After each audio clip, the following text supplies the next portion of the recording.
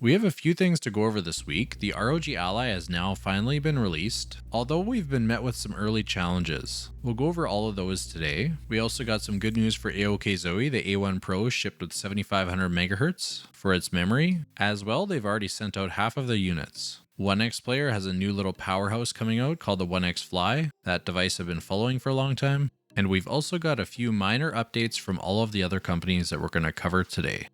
Welcome back everyone to another OKZOE Weekly Recap where we cover all things handheld PC gaming. All news or no news, we'll cover every brand. And don't forget, if you enjoy this video, do the OKZOE thing and boop that like button. And if you're enjoying the channel, subscribe below.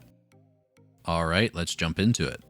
Alright, let's kick this week's recap off with the ROG Ally news. So the ROG Ally is finally here, and if you've been on YouTube, you've seen an onslaught of unboxing videos, reviews, but more importantly, we've seen a ton of tutorials, both from content creators like myself and many others, but also from ASUS as well. Why I'm highlighting this is it's really good to see the company provide support right up front, as well as the community. One of the advantages of the Steam Deck, for an example, is if you have a question, it's very easy to just look online, find some kind of community support. You can go to the Discord, ask questions. There's a very large amount of people that'll help you out. So seeing that right up front for the ROG Ally is very encouraging because there's going to be a number of people that are just entering the handheld scene. Maybe you're one of them watching this video. And for those that remember entering PC gaming for the first time, it can be a little bit much to figure out. Even more so with trying to optimize handheld devices. Moving to some other news for the Ally, it hasn't all been great news. We've also had some issues that have been popping up for some people. One issue we've seen pop up a little bit has been actually related to the joysticks, particularly the dead zone and dead zone settings. So if you go into Armory Crate, you can adjust the dead zone all the way down to 0%. So when they put it down to 0%, what they're finding is it's not actually going down to 0%. They'll be in a game and they have to move the joystick a good ways before it actually detects the input. My immediate knee-jerk reaction would be that, maybe the in-game settings are messed up, but this seems to be something that a lot of people have noticed. So it's most likely an actual issue, not just somebody playing with their in-game settings and kind of messing it up. The good news is that ASUS has been updating their BIOS, which should hopefully address this controller issue in a future update. Which brings me to my next bit of news, the BIOS update. So my device is running 3.19. I had to update it to get the cloud recovery to work when I upgraded my SSD, and I actually recommended people to update in my video. But of course, right after I put out my video, others have actually reported some performance issues. Some have said up to 30% loss in performance in some scenarios. So if you have an Ally, you may want to consider whether you want to upgrade the BIOS or not. One thing to note though is I have had my Ally update the BIOS just on its own. Like I literally walked away from the device, came back, it had a pop-up saying it was going to upgrade the BIOS and I had 60 seconds, but it had already gone through, so it was already starting the process. That's how my device got to BIOS 317. 319 I did manually, so I'm not sure if it does it on 319, but keep an eye out for it. But the good news is that I'm sure there's another update around the corner. They have updated the BIOS a couple times, so I'm assuming they're going to be working on maybe some of those controller fixes that they are aware of, as well as maybe this performance hit. After making the SSD upgrade video, I did actually roll my BIOS back to 317, so I've made another video on how to do that. As well, I tested a couple of games to see if there was a difference. I tried God of War as well as Final Fantasy VII Remake.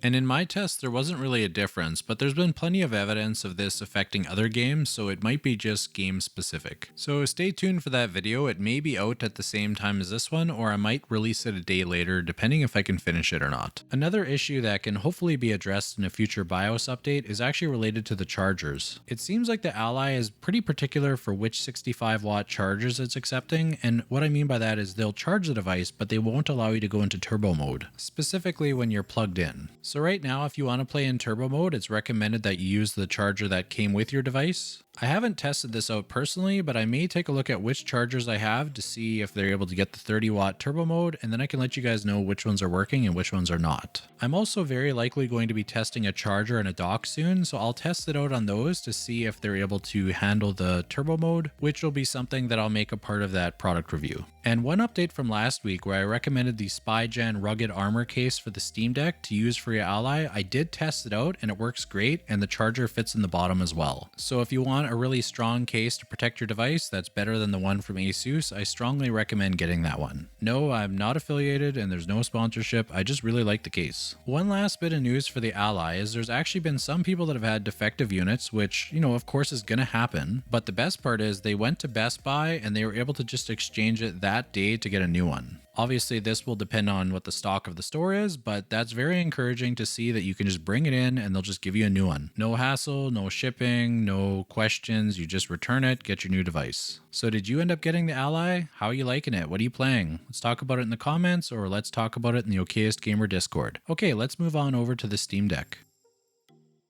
This week for the Steam Deck, we had a number of updates. We had 4 updates for the beta client, as well as 1 massive update for the stable OS. I'm not going to go super in depth into the beta client updates. Most of it has been bug fixes, but they've also been looking at third-party Nintendo Switch controller compatibility and working to improve that. For the stable OS update, it was pretty massive. It seems that they've taken a number of the beta client updates that we've seen over the past few weeks and now moved them into the stable OS. So as usual, I'll leave a link in the video description if you want to check the full changelog. And this week's going to be a little bit quicker. I don't have anything else to go over for the Steam Deck. Let's move on to AOKZOE. For AOKZOE this week, I have a few updates relating to the A1 Pro campaign. So some good news is that they've already sent out half of the units to the backers, so we should be seeing people with the device in hand sometime in the next week or so. A friend of mine who lives in China actually already got his, and he says that it feels much better than the A1. The screen is better, the D-pad is better, and overall build quality seems to feel better than it did on the A1. So we should be able to look forward to more user reviews coming shortly. Some unfortunate news for those that back the 64 gigs of RAM model. It seems that there's been a delay for that particular model. I'm not sure exactly the reason, but it's going to be shipping out on July 15th. But another piece of good news is that the RAM is actually set to 7500 megahertz instead of the advertised 6400. It seems that whatever instability issues they were having seem to be fixed. So now that the A1 Pro campaign is now over, you can buy on their website, I believe, as well as you can still buy on Indiegogo, although you won't be getting the early bird prices. But for me personally, I'm waiting for the AOKZOE A2. I'm actually planning to purchase that one, so hopefully we'll hear more information on their campaign. I haven't heard anything yet, but hopefully soon. And that's all I've got for AOKZOE this week. Let's move on to OneXPlayer. I've got a number of updates for them.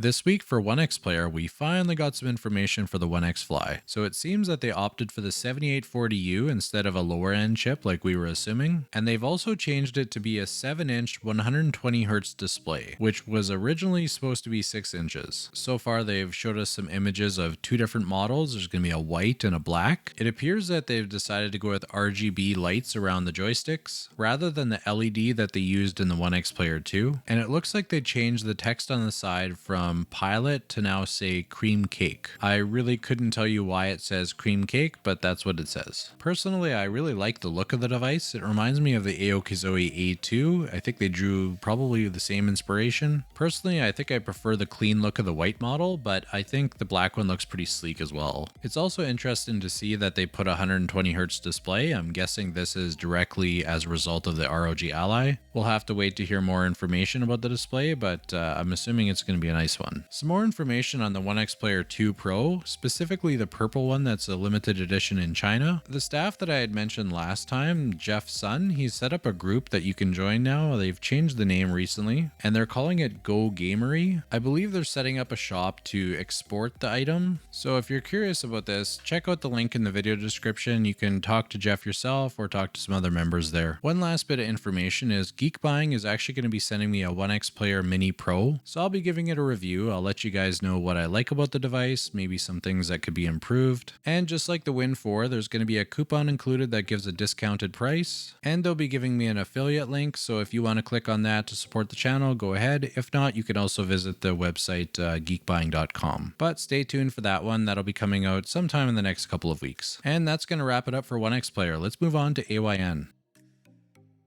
For AYN, we had the first batch of 100 units of the Loki Max ship out, so the earliest backers have already gotten their device and have had some feedback that they've given to the company. It seems there's been a bit of an issue with the shell mold that the triggers are rubbing or not being able to be fully pressed, so this is something now that AYN is aware of and they're going to be addressing it in their future molds. So I believe batch 2 and beyond is going to have this issue fixed. Aside from that, it's going to be another few weeks before the Loki Zero gets sent out, as well as the Loki Mini Pro, I believe. We'll keep an eye on those devices as well as we see our first review units go out, as well as the first batch that goes to the backers. So that's the short and sweet update for AYN. Let's move over to AYANEO.